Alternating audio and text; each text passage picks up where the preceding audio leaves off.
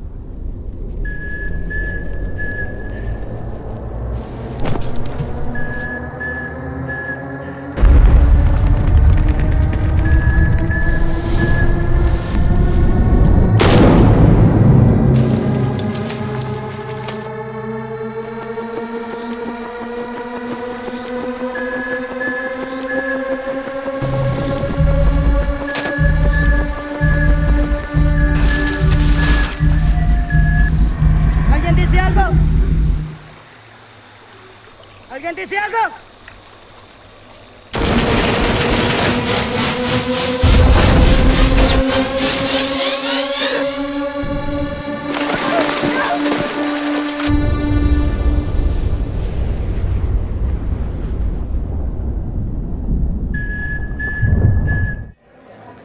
Hello and welcome to the 33rd Teddy Award. I'm Hannah Condon and I'm here with director Alejandro to talk about his film MONOS.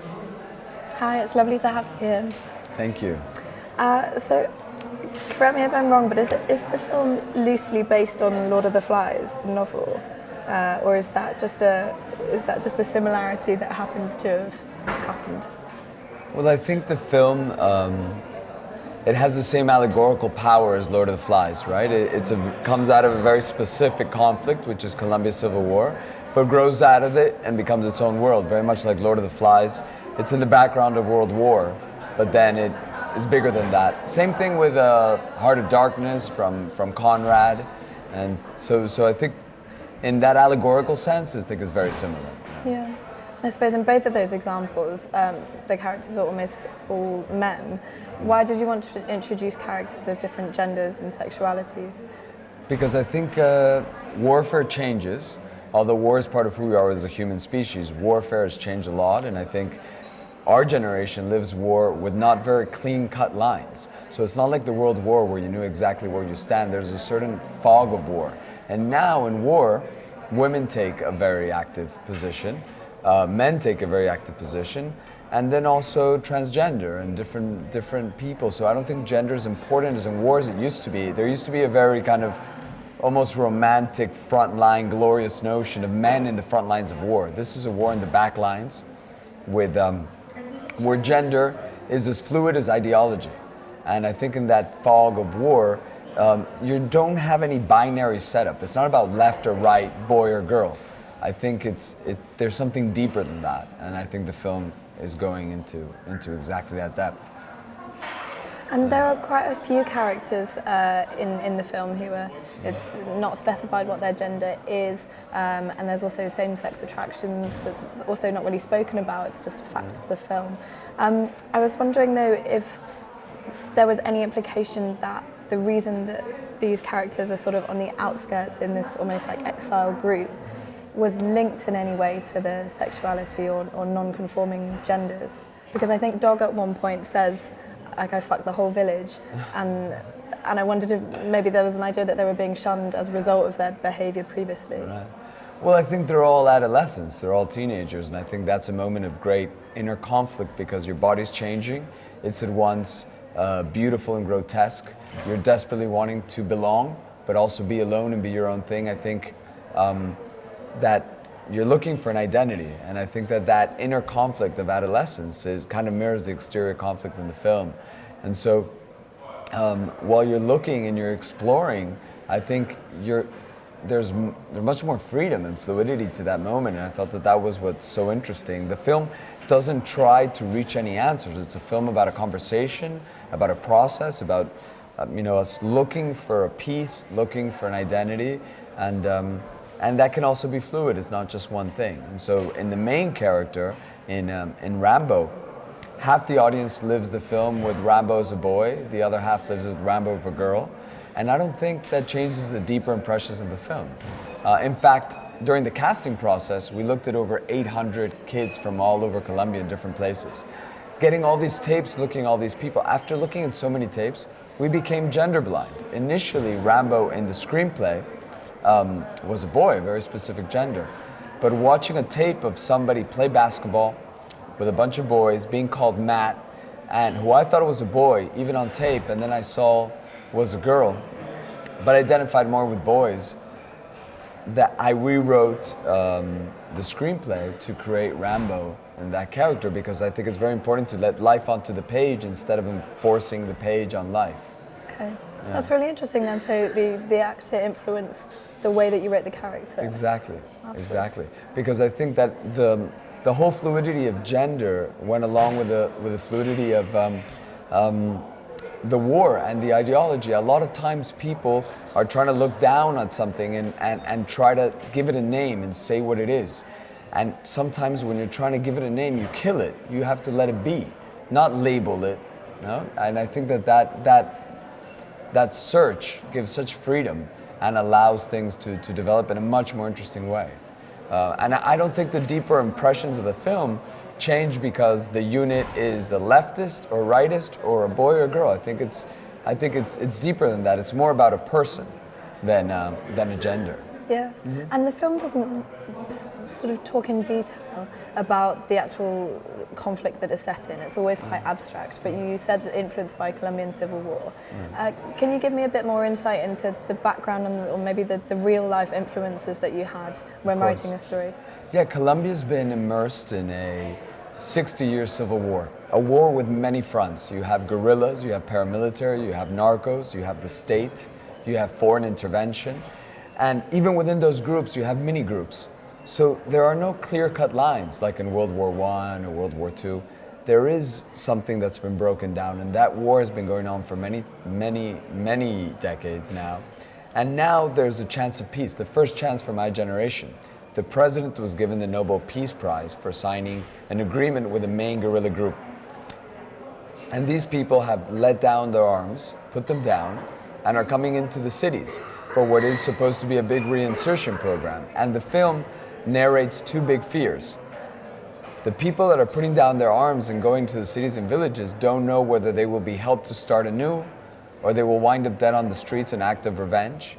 And society doesn't exactly know how to receive them. And then another big fear is, yes, we signed an agreement with the heads of these guerrilla units, but what if they splinter off? What if there's small groups within these illegal armies that say, we want to continue fighting, or we like to be in this fringe and continue to wage war? And so the film travels to the heart of the fear that prohibits us from attaining a more stable and lasting peace. But I don't think the film is exactly about Colombia. I think it transcends the space because a lot of societies break down very quick, even in very developed countries, even here in Germany where we are, where society broke down very quickly not too long ago. And so I think that the film shows you that there's no conflict that is necessarily a foreign conflict. And I suppose similarly linking the content of the film to real events, the space that, even though it's a very kind of militaristic space that the kids exist in, does still seem to be this quite liberal sexual space, and you know there's transgender characters that seemingly aren't threatened as a result of that. Is that reflective of Colombian society at all, and particularly in a militaristic Colombian society? Well, it's interesting. I believe that in the illegal armies in Colombia, they've actually been very restrictive. I don't think homosexuality is allowed, for example, in these illegal armies. On the other hand, they don't believe in more bourgeois conceptions of marriage, but you do have to ask permission to partner with somebody to the higher command. You can't just partner with whoever you want. And so, actually, in the illegal armies in Colombia, they do control your sexual life, and it's surprising. And I think that this group, which is born out of the real idea that there's hostage taking all around the world as part of war, but in Colombia it's been very prevalent. And many times the cheapest way of taking care of a hostage is, let's give them to the lowest rung of the ladder, the lowest level soldiers, leave them in a remote place until ransom is paid or some political leverage is gained. And so this is what happens, that many times those lowest level soldiers are kids and they leave them in some place. And I think, imagine the idea that you had when you were a teenager of, I want to go to some far off place where no one tells me what to do with my friends. And there I think you're free to experiment, free to feel. And that doesn't only happen with the kids of the film, but it also happens with their hostage, who hasn't felt human warmth and human touch in a very long time, and actually has an encounter with a little girl. A moment where fear and tenderness and a desire to feel affection is confused with sexuality and becomes something else. I was actually going to ask next about that particular scene, because there's this real absence of authority, as you say, and at times that does seem liberating, and at times it's sort of so liberating that actually there ends up being a bit of confusion, and in that particular scene the girl seems to be confusing, or maybe they're both confusing affection for something sexual.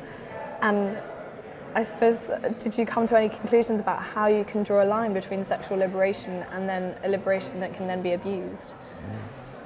I definitely don't think I've come to any conclusions. For me, a film is a process of exploration. It's a part of joining a conversation about these gender issues, about peace, about who we are. And it's interesting you would point that out, because I think that in some level, we don't want anyone to curtail our freedom. But on the other hand, we do want some type of guidance or some type of understanding of who we are. And we're looking for some parameters, because freedom is a very tricky thing. On one hand, you want to have absolute freedom. On the other hand, I think even yourself, if granted that opportunity, you sometimes get lost with the excess of choice. That's something I think you see in behavioral economics and how we behave. Sometimes the excess of choice is paralyzing. But here I think it's really a process of kids at that moment of your life where you're really in a process of self-discovery, right? And similarly, on the lines of the lack of authority, violence is kind of ensues seemingly as a result of that. Do you think that that is inevitable if there is a lack of authority, that violence will ensue? I think that you do need a certain level of structure. I think that rules are in place for a certain reason. The problem is that those rules generally get abused, and it's very tough to keep those in check. So generally it has to be some checks and balances, but I think human beings look for structure. And we see even within kids look for structure in different ways, even very young ones. So it's interesting. I think there's no one answer. I think that's why the film, it deals with tones of gray. There's no black and white there. Yeah. And there's the scene where Rambo's sort of rescued by this family, and it seems like this very thin dividing line between this world of complete carnage almost, and then something that seems very civilized. And what is the difference between those two worlds? What draws that very thin line? I think that's what the film asks. What is that thin line, that thin veneer between what is anarchy, what is civilization, what do we call democracy? These words that we all think are great. Civilization, democracy, freedom, but what is that? What is the line? And I think that the film, at first, you have these otherworldly landscapes that are ethereal and seem so far away and almost magical. But the film, as it progresses, comes closer to home. You start to see a house, a typical family structure, a television, and finally you see a city. And I think bringing these questions back home is what brings the film resonate with you. And it's not about some foreign conflict with some other people. It's really about us. And I think that this isn't a film about child soldiers as much as it is about, who we are and who we want to be. And I think that that's not the same as our parents or our grandparents' generation. And that's why I think here the film, even when it addresses gender, it doesn't have a boy playing a girl or a girl playing a boy to have some big reveal at the end to try to say, oh, look, he actually has breasts. No, there isn't that, but because it's almost like a post-gender thing where that doesn't change the impression of the film. Yeah. And I also wanted to ask a little bit about the soundtrack. So you work with Mickey Levy, Yes. and the soundtrack seems to be plays a key role in kind of forming those dividing lines, so tipping something from seeming beautiful to seeming actually quite terrifying. Right. How did you go about discussing what kind of soundtrack you wanted? Well, with Mika, I think we looked at something that was both minimal and monumental. for budget and for aesthetic reasons. And also we had so many characters that Mika and I worked on making sure that the music had character. The environments change, but the music doesn't. And I'll give you an example of that. When the messenger appears, or the organization that is lording over the kids, she designed and composed a beautiful shrill whistle that's very oppressive. And like Peter and the Wolf, the music and the characters are attached. So whenever the organization, the messenger appeared, you had a sound that really gave you that emotional cue. And so different characters had different sounds, musical sounds, and that really made a very big difference, particularly when dealing with a pack, because the real protagonist of the film is this group, this mini society. Yeah. And the cinematography as well is absolutely stunning. The locations are incredible. I was wondering, where did you actually film most of it? Well, we shot in this very unique area, which is a wetland plateau, 14,000 feet up in the air, in Colombia, called Páramo Chingaza. And that area actually, underneath the grass there are there big reservoirs of water in Colombia, and that water trickles down the mountain all the way down and rushes into those big jungle rivers you see in the end of the film. And the film actually follows those locations in its structure. We start at the mountain, then delve into the jungle, gaining more and more speed and stronger pace, following water. And the film, we were trying to structure it like a river. It meanders, it ebbs and flows, it winds between all these different characters and sort of shaping the film like water. And what was it actually like filming in those locations? Because presumably quite sort of tough conditions. It was killer. In the mountain, very little oxygen, wet. The weather changes in an instant. It was punishing. The mountain was punishing, and then I can imagine. Yeah, it was punishing. And then the jungle. Probably the only blessing that violence has had in Colombia is that there's some places that were so dangerous nobody went to, so they still remain unspoiled. And so we went to this river, this jungle canyon called the Samana River. And the river has gold, so there's some illegal gold prospectors. And we went down that river down that canyon with a pack of mules with our gear and food. And then we had Colombia's rafting and kayaking team help us get to a base camp. And then a family of gold miners came on board as production assistants. So we had mules, kayak instructors, and basically this family of gold miners as our production to be able to live in the jungle for a month. And it was a beautiful thing, and it was probably the hardest thing I've ever done, but also the most satisfying. Yeah, that's incredible. And was there any danger where you were filming? We felt pretty much at peace. We were some of the first people there. I don't think anything had ever been made there. But we were taken care of. We felt good. We were with the locals, the people that knew that river, the river people, that looked for gold in that river, and it's an illegal thing to do, but that's how they make their living, and they took care of us, and the river treated us well. But it was tough. I mean, I got taken out of there on a stretcher one day, and really? How come? Well, I woke up, I couldn't even move. They thought I had appendicitis, and there was a certain amount of hours to take me out before it exploded. So I remember I got carried out on a stretcher by this family of gold miners. They took me up the canyon, and it was raining. And I remember crying, not because of the pain, but because I was thinking, how are we going to get an underwater photographer, Julianne Nicholson, all these kids, special effects people, these mining, these kayakers, the mules, all this. This film is like a line in the stars. This won't happen again. So we need to make this film now. And fortunately, commitment. Yeah, we need to make it. I mean, we worked hard, but at a certain level, there's a level of luck where the stars had to align to make this movie. And so at the end, when I saw the hospital they took me to, I think I got healthy really quickly because it was kind of pretty basic hospital. Fortunately, I didn't have appendicitis, so I was able to go back and finish it, and it was and here we are. Yeah. And just to return to the cinematography briefly, I thought it was quite interesting. So it was Jasper Wolf, wasn't it? Yes. So, yeah. And I thought it was quite interesting that a lot of the shots almost seem voyeuristic of the kids. So they linger quite a lot on below the waist shots, very focused on the body. I wondered what you were trying to do with that. Were you there something being critical in some way, or what were you trying to explore with those shots?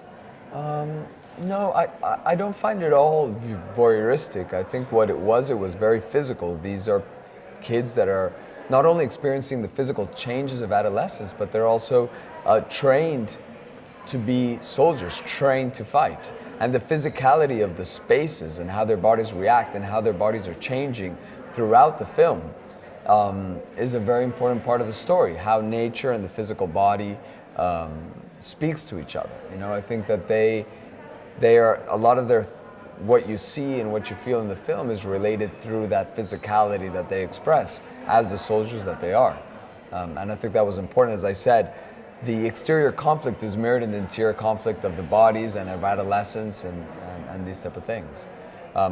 In the mountain, all their bodies are very much covered up because of the cold, so they're all in uniform. But as we progress through the film, those layers start to come off. Yeah. And have you got any sort of future projects planned? You're going to go back to the jungle to film? Or? Nothing to say right now, but I think it might be an urban project. Okay, something more comfortable to film. Something, maybe. I don't know if comfortable, but different, for surely different. Cool. Yes. Thank you so much for talking to us today. Thank you. And have a lovely rest of the time at the Berlinale. I appreciate it. Thanks. Thank you.